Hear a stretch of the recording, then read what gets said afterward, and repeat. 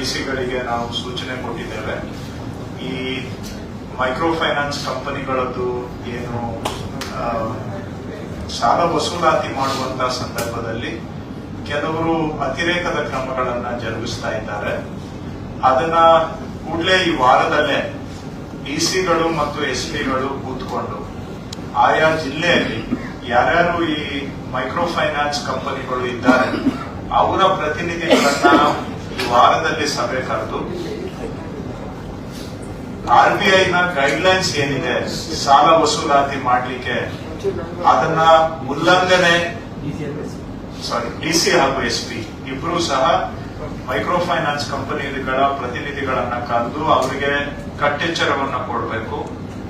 RBI guidelines ಅನ್ನ ಉಲ್ಲಂಘನೆ ಮಾಡಿ ಅತಿರೇಕದ ಸಾಲ ಮರು ಪಾವತಿ ಕ್ರಮಗಳನ್ನ ಕೈಗೊಂಡ್ರೆ ಅವ್ರ ಮೇಲೆ ನಾವು ಕೇಸು ದಾಖಲು ಮಾಡ್ತೇವೆ ಅನ್ನುವಂತಹದನ್ನ ಈ ವಾರದಲ್ಲೇ ಈ ಕೆಲಸ ಮಾಡಬೇಕು.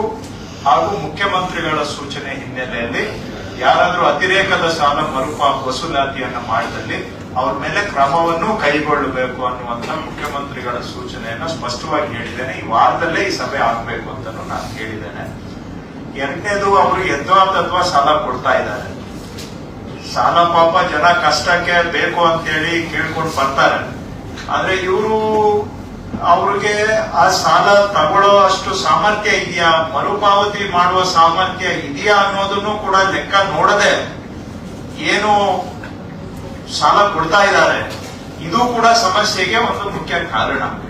ಹಾಗಾಗಿ ಆ ಕಂಪನಿಗಳಿಗೆ ಹೇಳ್ಬೇಕು, ಏನು ಅದಕ್ಕೂ ಸಹ ಸಂಬಂಧಪಟ್ಟ ಹಾಗೆ ಒಬ್ಬ ವ್ಯಕ್ತಿಗೆ 2 ಲಕ್ಷಕ್ಕಿಂತ ಹೆಚ್ಚಿಗೆ ಸಾಲ ಕೊಡಬಾರದು ಅನ್ನುವಂತಹದ್ದು ಒಂದು RBI ಗೈಡ್ಲೈನ್ಸ್ ಇದೆ. ಸೊ ಇದನ್ನು ಕೂಡ ಅನುಸರಣೆ ಮಾಡಬೇಕು.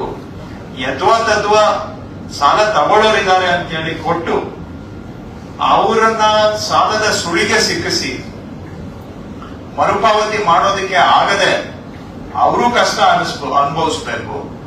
ಸಾಲ ಮರುಪಾವತಿ ಮಾಡಲಿಲ್ಲ ಅಂತ ಹೇಳಿದ್ರೆ ನಾಳೆ ಮೈಕ್ರೋ ಫೈನಾನ್ಸ್ ಕಂಪನಿಗಳಿಗೂ ಕೂಡ ಭವಿಷ್ಯ ಅವರ ಅಸ್ತಿತ್ವಕ್ಕೆ ಸಮಸ್ಯೆ ಆಗುತ್ತೆ. ಸೊ ಇದನ್ನ ಈ ರೀತಿ ಬೇಜವಾಬ್ದಾರಿಯುತವಾಗಿ ಸಾಲಗಳನ್ನ ಕೊಡ್ತಕ್ಕಂತಹದನ್ನು ಕೂಡ ಆದಷ್ಟು ನಿಗ್ರಹ ಮಾಡಬೇಕು ಅನ್ನುವಂತಹದನ್ನು ನಾವು ಅವರಿಗೆ ಸಲಹೆಯನ್ನ ಕೊಟ್ಟಿದ್ದೇವೆ. ಹಾಗೆ ಇನ್ನು ಮತ್ತೊಂದು ವಿಷಯ ಇವತ್ತು ನಾವು ಚರ್ಚೆ ಮಾಡಿದ್ದು, ಒಬ್ಬ ವ್ಯಕ್ತಿಗೆ 2 ಲಕ್ಷ ಅಂತ ಒಂದು ಕಡೆ RBI ಗೈಡ್ಲೈನ್ಸ್ ಇದೆ. ಸೊ 2 ಲಕ್ಷದ ಮಿತಿ ಅಂತ. ಸೊ ಅದನ್ನ ಅನುಸರಣೆ ಮಾಡುವ ಹಾಗೆ ಕ್ರಮ ತಗೊಳ್ಬೇಕು, ಅವ್ರ ಮೇಲೆ ಒತ್ತಡ ತರಬೇಕು.